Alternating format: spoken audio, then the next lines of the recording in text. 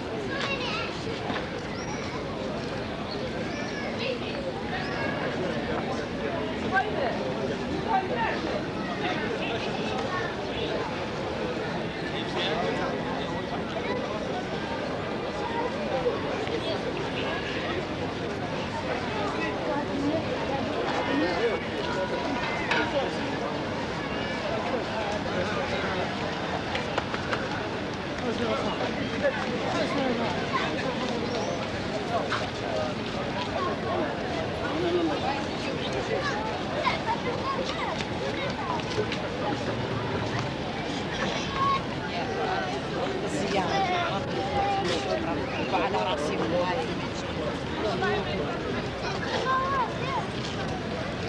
ايضا الشعر الشقلاب تقدمين مع الكوسه نيت جايه اهل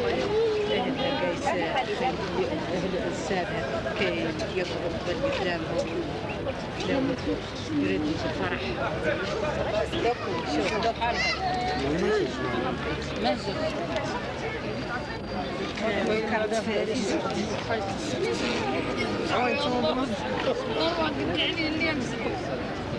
هو ذاك ابو عين بيضة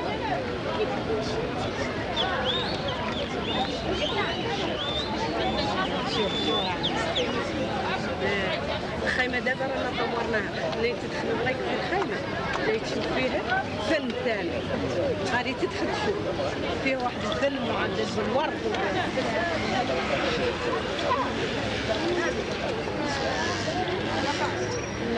كاينة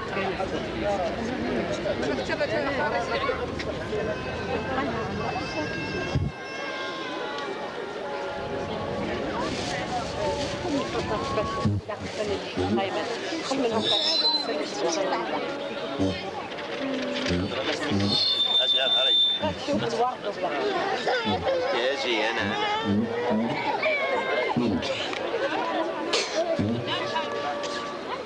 كان واحد أرقام وكان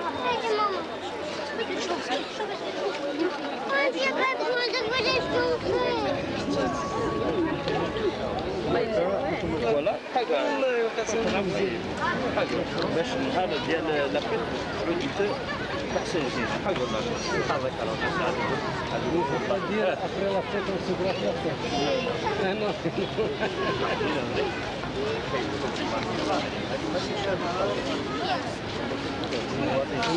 والله مع واحد هذا زينه حقول هذا يقول في تفصيل حقول والله بس الشيء حقول والله لا لا شيء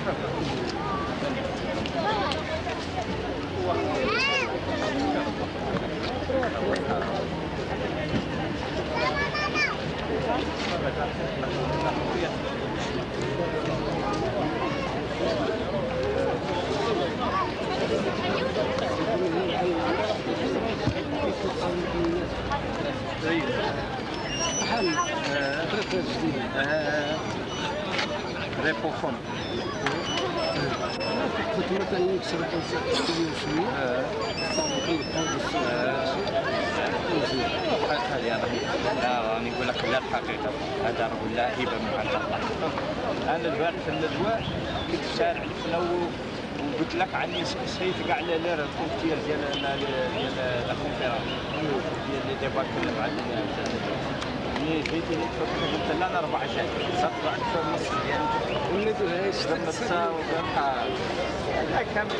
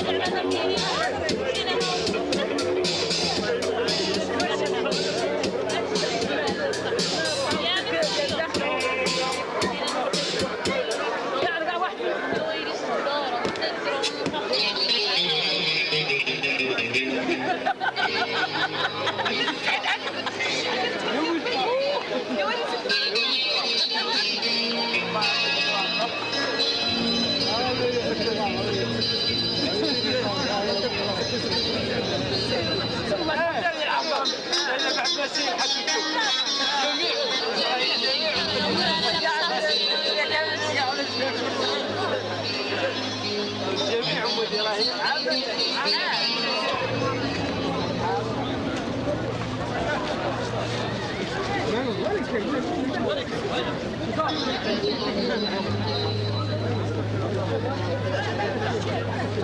شاء الله تدخل من الطريق.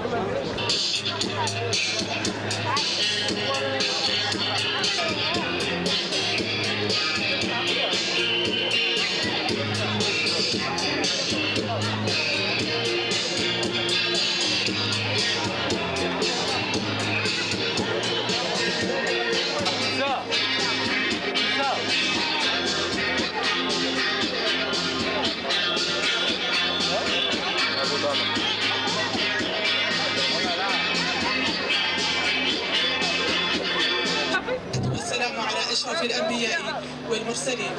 أهلا وسهلا بالسيد باشا مدينة مراكش والسادة رجال السلطة المحلية المرافقين. أهلا وسهلا برؤساء المصالح الخارجية.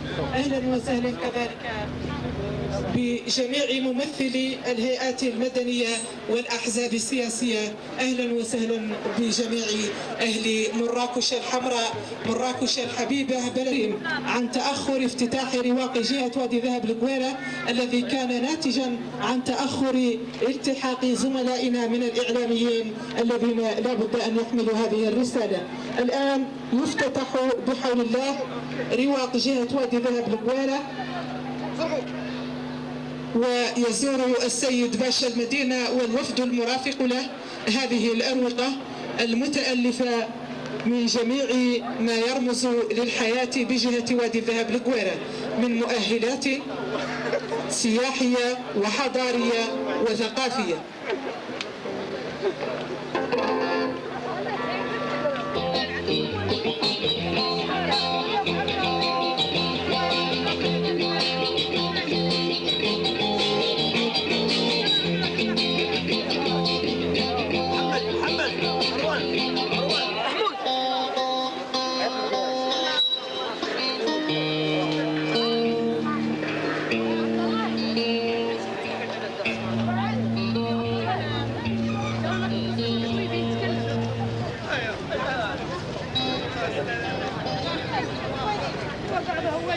ابدا تلخبر ابدا لا اعطني البوق وين هو البوق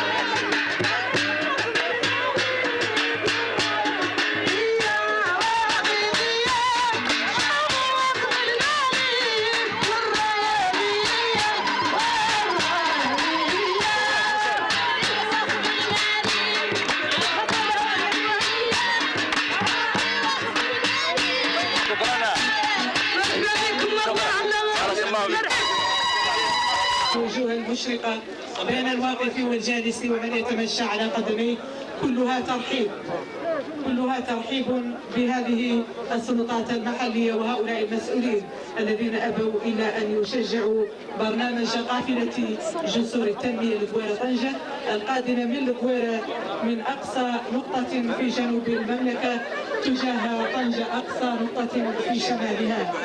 كلها تحمل تراث محلي ومنتوجات يدوية وصناعات وثقافة وأفكار، مخطوطات ومجلدات، كلها تحمل ما يشير إلى الحياة هناك بجهة وادي الذهب الغويرة لتتعارف وثقافات الجهات التي تحط بها هذه القافلة كي يكون هناك تلاقح بين الثقافات المتنوعة التي حب الله بها مملكتنا الحبيبة من تنوع ثقافات وتمايزها وليستفيد كل من الآخر، إلى أن الترحيب الرسمي سوف تستمعون إليه الآن على لسان الأستاذ أحمد الصلاي رئيس جمعية الجهوية المتقدمة والحكم الذاتي بجهة وادي الذهب الغويرة المنظمة لقافلة جسور التنمية غويرة طنجة. شكرا. عاش الملك. عاش الملك. بسم الله الرحمن الرحيم.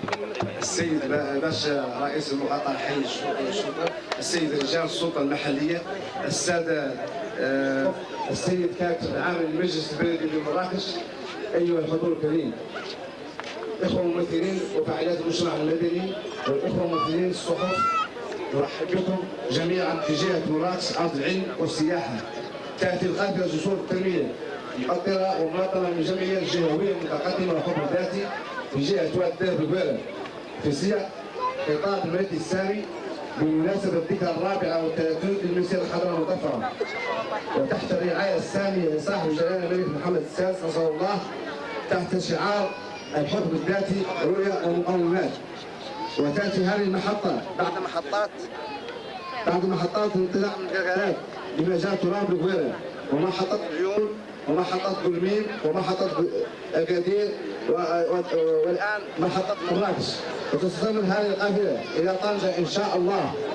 اجتماعنا بمناسبة نرحب بكم نيابة عن كافة المشاركات والمشاركين في قافلة جسور التنمية، ونتقدم بالشكر جزيلا إلى السيد والي جهة مراكش تنسيف وإلى كل السلطات الأمنية والمحلية وفعاليات المجتمع المدني على دعمهم المباشر ومساندتهم المعنوية ومجاورتهم لقافلة سلام. لأكد لهم من هذه الأرض الطيبة أنا عازمون على مدى قادما نحو طنجة بنفس الروح الوطنية العالية التي تبدو عاليا وستشعرون فيكم تحت شعار الخالد الله الوطن المدين. والسلام عليكم ورحمة الله وبركاته.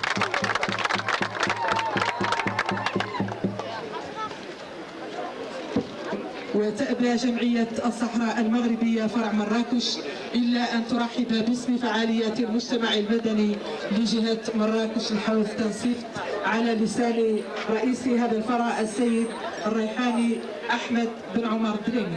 فليتفضل.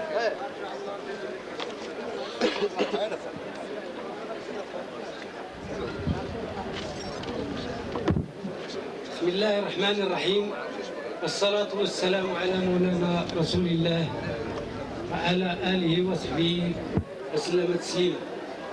سيدي رئيس الدائرة، السادة والسادات، السلام عليكم.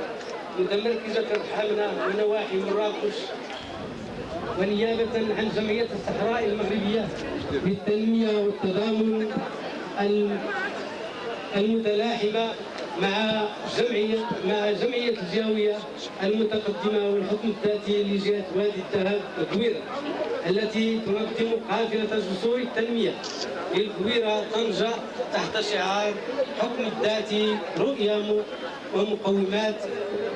وأيضا أهني جمعيتكم التي حظيت بالرعاية الملكة السامية، أبينا إلا أن أرحب بكم مسرورين بمجيئكم داعمين لكم مجهوداتكم الجبارة التي تؤيدون من خلالها مبادرة الحكم الذاتي والجهوية الموسعة لأقاليمنا الجنوبية التي نادى بها عاهلنا المنصور بالله جلالة الملك محمد السادس عز الله أمره. أهاليكم اليوم يعانقونكم بكل حرارة في هذه المدينة الشامخة والوفية، وفاء يتوجها ويشرفها منذ 35 سنة بشرف انطلاق المسيرة الخضراء المظفرة. إن التاريخ ينوه بأمجاد قبائلكم، هذه القبائل التي أعطت الغالي والنفيس وجاهدت في الله حق جهاده حتى أصبحت مثالا يقتدى به، جهادا تحت راية هذا العرش المجيد منذ زمن الملوك والسلاطين الأوائل حتى يومنا هذا بكل إخلاص وتفان. فهنيئا لهذا العرش بهؤلاء الرجال الأبطال، وهنيئا لهذه القبائل بهذا العرش المجيد. وسوف تظل هذه القبائل وفية للبيعة الشريفة التي في أعناق كل أفراد هذه القبائل، فرحين بها مترابطين إلى أن يرث الله الأرض ومن عليها. ونحن اليوم مستعدون وراء صاحب الجلالة والمهابة محمد السادس نصره الله، وسدد خطاه للدفاع عن الوحدة المنشودة لترابنا الوطني، ولدعم المبادرة الملكية التي نوه بها أكبر الدول في العالم، لأنها مبادرة نابعة عن فكره الخلاق. هذه المبادرة التي ساندها كل أحرار العالم وكل المنتديات والمنظمات التي تحتكم إلى المشروعية الدولية.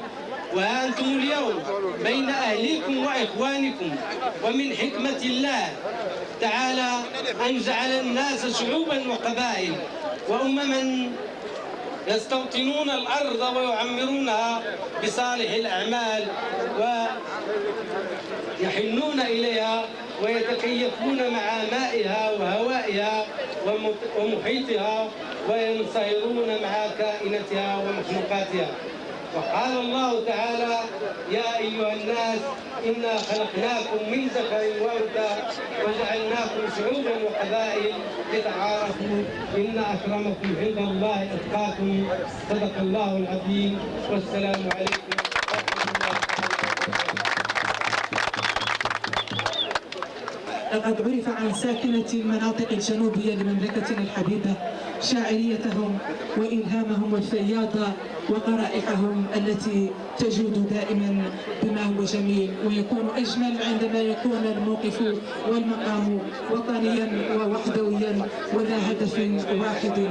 الأستاذ أحمد الرباني سيتحفنا ويشرف أسماعنا وأسماعكم الكريمة بقصيدة وطنية.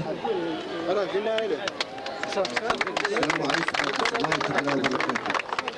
مشاركتي هذه المرة ستكون بقصيدة قد نظمتها بمناسبة الذكرى العاشرة لتربع صاحب الجلالة على أسلافه، على عرش أسلافه الميامين. القصيدة هي: فعلك في الداخل يا المليك زين وفي الخارج زين لين، الساوى فعلك معنى ذيك في الداخل والخارج دهرين. وفعلك في الداخل يا المليك زين وفي الخارج زين لين، الساوى فعلك معنى ذيك في الخارج والداخل لذنين. الشعب تباشر ذو الايام منين في وسائل الاعلام اسمع خطابك ذاك الهام، كيف كملت 10 سنين في عرش اسلافك مستقام بالعداله في المسلمين. معروفين بصيغه ترحام من يوم الخلق مهتمين بالرعيه بالشان العام هو مهم خصوصي.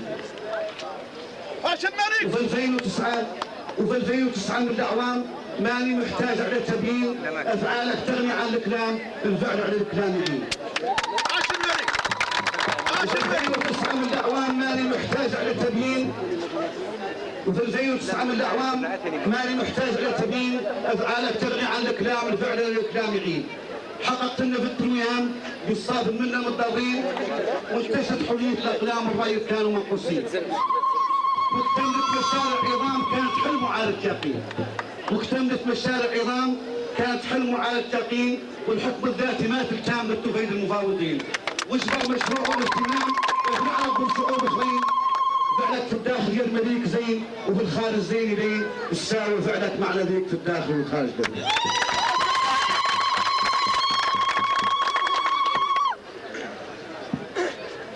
وحرصا منها على تنوع مكوناتها أبت قافلة جسور التنمية لكويرة طنجة إلا أن تضم بين ثناياها ممثلين وممثلات عن أحبابنا العائدين إلى أرض الوطن والذين لهم الفضل والسبق في دحض حجة المناوئين لوحدتنا الترابية.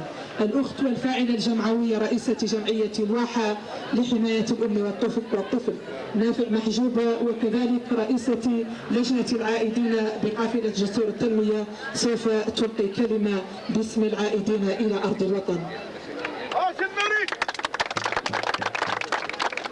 بسم الله الرحمن الرحيم، والصلاة والسلام على أشرف المرسلين. في بداية هذه الكلمة نشكر قافلة الجسور السباقة لهذه الفكرة التي مكنتنا من التواصل مع إخوتنا في الشمال والتعريف بالتراث الحساني بالمناطق الجنوبية. ومن هنا من مراكش لشمال المملكة نطلب فك الحصار عن إخوتنا المحتجزين بمخيمات تندوف والرجوع إلى أرض الوطن تلبية للنداء السامي لصاحب الجلالة محمد السادس نصره الله وأيده. فنعم للحكم الذاتي ونعم للجهوية الموسعة تحت قيادة الرشيد الملك محمد السادس نصره الله وأيده الصحراء المغربية إلى أن يرث الله الأرض ومن عليها. وشكرا.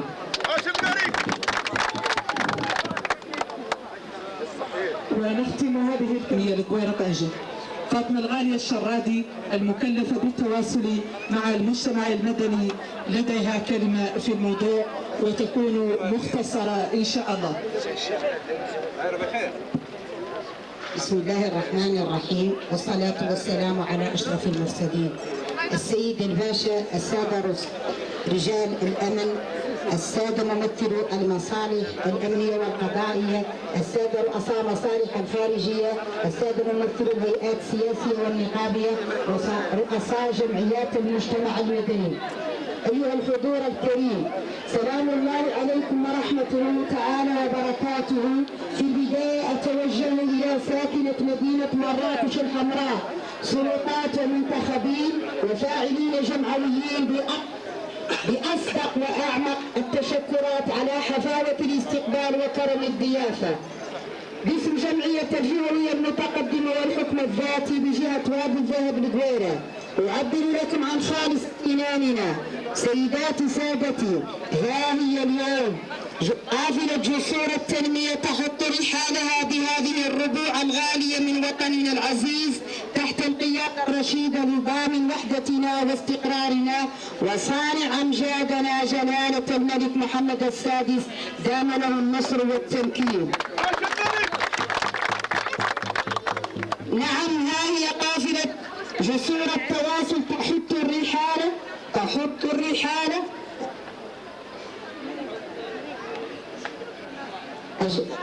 عفوا. نعم، ها هي قافلة جسور التنمية تحت الرعاية السامية لصاحب الجلالة الملك محمد السادس أطال الله في عمره. جاءتكم من أقصى نقطة الحدود للمملكة في الصحراء المغربية، القرقرات بإقليم وسرب بوابة المغرب نحو عمقه الإفريقي في الحدود مع دولة موريتانيا الشقيقة. جينا من مختلف شرائح المجتمع المدني ومن مختلف شرائح ساكنة. نظام الحكم الذاتي الذي أراد وصاحب الجلالة الإطار الديمقراطي الأنسب لتعزيز سبل التنمية المستدامة لفائدة رعاياه الأوفياء من أبناء الأقاليم الجنوبية. إن الحكم الذاتي بالأقاليم الجنوبية تحت السيادة الوطنية يحظى بتأييد كبير من طرف المنتظم الدولي، لأنه الخيار الواقعي والوحيد لحل المشكل المفتعل للصحراء المغربية والتي ستبقى مغربية إلى أن يرث الله الأرض ومن عليها. نعم للحكم الذاتي، نعم للحكم الذاتي. عاش الملك وعاشت الصحراء مغربية حرة تحت القيادة الرشيدة لصاحب الجلالة الملك محمد السادس أطال الله عمره. والسلام عليكم ورحمة الله تعالى وبركاته. جمعية الجهوية المتقدمة والحكم الذاتي بجهة وادي الذهب القويرة شراكات ومواثيق عمل مع عدد من ممثلي المجتمع المدني بأي جهة مرت منها في رحلتها هذه القافلية الوطنية. الآن نستمع إلى السيد حسن الحويبد المدير الإداري لقافلة جسور الذي سيقرأ علينا نص ميثاق العمل الذي سيتم لاحقا توقيعه مع عدة جمعيات من ممثلي المجتمع المدني بمراكش الحمراء. أفضل وعن تمايز وتعارف وتآلف بين المجتمع المدني من شمال المملكة إلى جنوبها. بسم الله الرحمن الرحيم. أيها الحضور الكريم، هناك مجموعة من فعاليات المجتمع المدني التي سوف بعد قليل نوقع معها ميثاق تعاون بين جمعية الجهوية المتقدمة والحكم الذاتي بجهة وادي الذهب القويرة، وهذه الجمعيات هي كالتالي: جمعية الأعمال الاجتماعية لموظفي عمالة مراكش، والجمعية الوطنية لأسر الشهداء ومفقودي وأسرى الصحراء المغربية فرع مراكش، وميثاق تعاون بين سيوقعه نائب رئيس فيدرالية متطوعي ومتطوعات المسيرة الخضراء، ثم جمعية الصحراء المغربية للتنمية والتضامن. بدءا سأتلو على مسامعكم ميثاق التعاون. ميثاق تعاون بين جمعية الجهوية المتقدمة والحكم الذاتي بجهة وادي الذهب القويرة والجمعيات السالفة الأدية، إيمانا منا بضرورة التنسيق وحتمية التعاون لبلوغ الأهداف المنشودة، وبالنظر للاهتمام بمجال ترابي وموضوعات واحد ذا عمق وحدوي وتنموي لكل من جمعية الجهوية المتقدمة والحكم الذاتي بجهة وادي الذهب القويرة. ارتقينا صياغة ميثاق تعاون وعمل مشترك يشكل إطارا مرجعيا للتنسيق والتواصل وتبادل الخبرات من أجل التأسيس لمجتمع مدني ديناميكي وفعال يساهم في قضيتنا الوطنية. ميثاق يكون بمثابة خطوة مرحلية تنشد الوصول إلى تشبيك أشمل يضم كافة فعاليات المجتمع المدني العاملة في هذا المسار على الصعيد الوطني والدولي، وتشتغل ضمن رؤية مندمجة وموحدة وتؤمن بالمبادئ التالية: 1.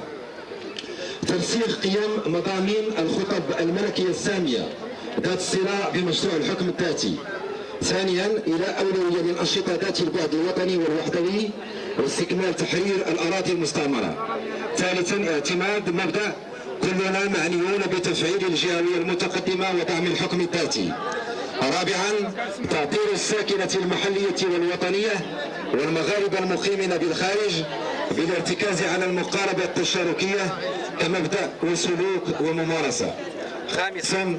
مراعاة مقاربة النوع والمسارات بين الجنسين كأساس المواطنة الإيجابية. 6. ترسيخ قيم التسامح والاعتدال واحترام الرأي الآخر بالارتكاز على المساهمة في إنجاح الخطط الإصلاحية للتربية والتكوين. 7.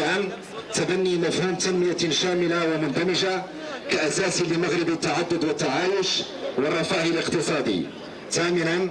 إلى أهمية خاصة للاقتصاد الاجتماعي باعتباره الوسيلة الأنجع لمحاربة الفقر. 9. الانفتاح والتعاون مع مختلف الهيئات والأفراد والمؤسسات ذات الأهداف المماثلة. 10. اعتبار قبول واحترام مقتضيات هذا الميثاق محدد للاشتغال في إطاره. يشكل هذا الميثاق إطار مرجعي أساسي للمتدخلين الموقعين عليه يضمن عملا جماعيا ومتكاملا وفعالا غير مشروط في الأنشطة ذات الأهداف المنصوب.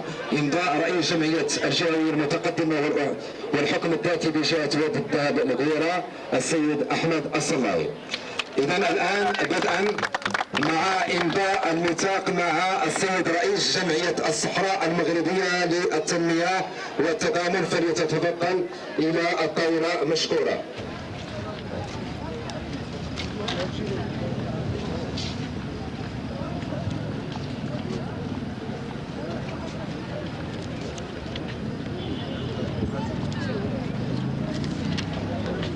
نصفق لهذا الإنجاز الكبير.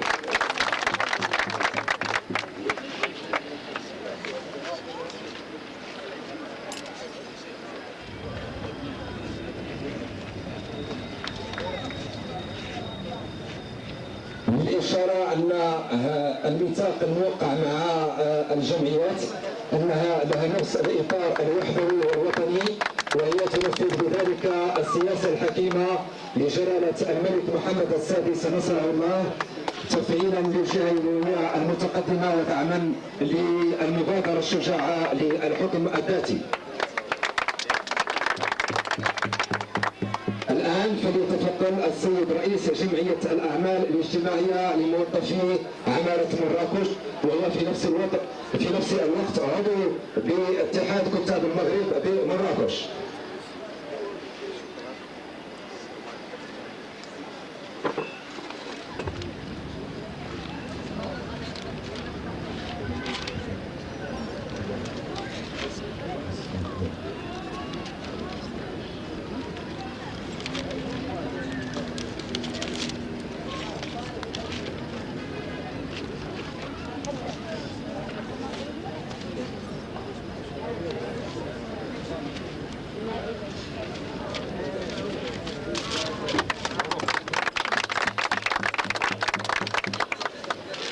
نمر إلى الميثاق الثالث، وهو سيوقع مع الجمعية الوطنية لأسر الشهداء ومفقودي وأسرى الصحراء المغربية فرع مراكش.